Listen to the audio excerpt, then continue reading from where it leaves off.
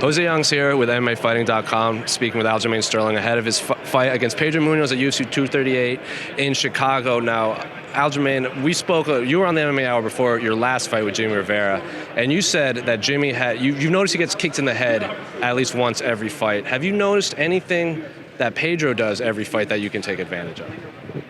That I can take advantage of? I think the way he tends to cover up to go with his leg kicks, he's willing to chop down your calves, take away your movement, and he's willing to eat a couple shots for it. And he's willing to sit in the pocket and shell up. I fought a guy like that, Burt Johns. You know, super tough boxer. He's looking to take one, almost like letting you punch yourself out. And then when you slow down, he's coming and piecing you out with the hands, or looking to take you down and put you on your back, and then grind out the round, or find an opening to put you away. And I think Pedro kind of fights the same, very similar. He throws a lot of hooks, good calf kicks, good front kicks to the body. I make sure I did my core work, and we are solid as can be. So every time he hits me to the body, I'm gonna bring that shit, you know, motherfucker. I've been fighting Pedro Munhoz my entire training camp. I mean, I sparred with him well over 10 times already. So everyone I've been sparring with, they have been my Pedro Munhoz, so I'm ready. I'm more than prepared for this. And what did you make of his last fight? I mean, historically in the past, you see a guy that maybe he doesn't have knockout power. He gets that flash KO. Maybe he gets a little confident in his hands. Maybe it bites him in the ass the next fight. Do you expect something like that? Like maybe he's like, hey, I just knocked out Cody Garbrandt. Maybe I can stand and bang now. Well, TJ knocked him out twice, and I always said this before, even when Garbrandt fought Dominic Cruz. Cruz clipped him, and no one even talked about it. And his eyes, you saw his eyes kind of roll to the back of his head for a split second, and he came back. It's hard to put stock in that victory. The Caraway fight, Caraway coming off a super long layoff, ran forward, super stationary fighter, got his legs chewed up. I think Pedro kicked him 7 times in a matter of a minute. Now, you don't have to be an intelligent fighter to know that if you get kicked in the leg in the same spot and in the calf 7 times in a minute, the fight's probably not going to end up well for you.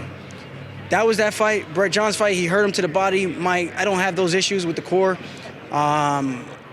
He slowed Burt Johns down. He had him in his patented guillotine, could not finish him. You know, he dropped him twice, couldn't put him away. Had the guy curled up, couldn't put him away with strikes, couldn't put him away with a guillotine. I like my chances in this, you know. I know you can't do MMA math, but I'm assessing where I'm good at, where I'm not so good at, where he's good at, where he's not so good at. And on paper, I think I match it pretty well. Was there a moment on stage? What'd you guys say to each other, and what'd you see in his eyes when you stared off finally? Well, he said to me, I'm not smiling, you're gonna make you my bitch. And I said, oh shit, this guy is for real with all this potty mouth. I should have got him a bar of soap. But yeah, I told him, I was like, how? I was like, it's like you're not even gonna be able to touch me. I'm too fast, you're too slow. And I showed him a little bit of my reflexes. I was like, yeah, this is what I got from wrestling, you know? My stutter stab, my little, he's gonna be for a rude awakening when he realizes how much harder it's gonna be. And all his training that he thinks he's been doing it's just not gonna be the same. I don't think there's anyone who could mimic what I do. And before they made the main event, you were pushing hard for that title fight. You thought you were the most logical one next. Henry is now coming up from flyweight to bantamweight. I've asked all the bantamweights this. What's more beneficial for your division, if Marlon wins or if Henry wins? More beneficial? I don't know if there's any benefit because we don't know what's going on with the flyweight division. If they're getting rid of the flyweight division, Henry Cejudo is going to be in the division as well as probably the top 10 guys in the flyweight division as well. So it's hard to say. It's really hard to say. I don't know what's better. I don't know what's going to help keep those guys and help them keep their jobs. You know, because they're probably not going to be able to go anywhere else and make this type of money when you get to the upper echelon of your division. In the beginning, it's not so great, but you know, you keep winning, get the second and third contract, the money starts to change in a positive way, and that's the best way I could break that down. Honestly, I have no horse in the race. I just want to fight the best guy, and I want to be able to prove that I'm the best guy in the world. What did you make of Henry's antics? I mean, at the end of the day, you guys are prize fighters.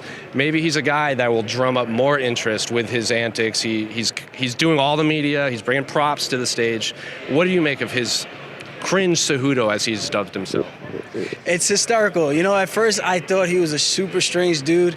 But after listening to some of his interviews and seeing how he's embraced his weirdness, and you know what, man? I think the aspect that really gets me is that he's a true competitor. He's coming out there to compete.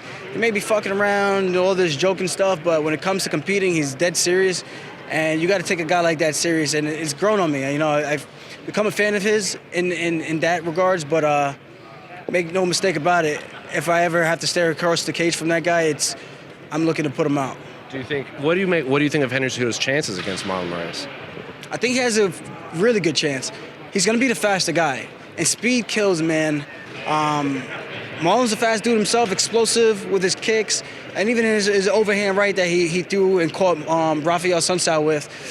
He's a strong, powerful dude, but a flyweight coming up, Olympic world champion.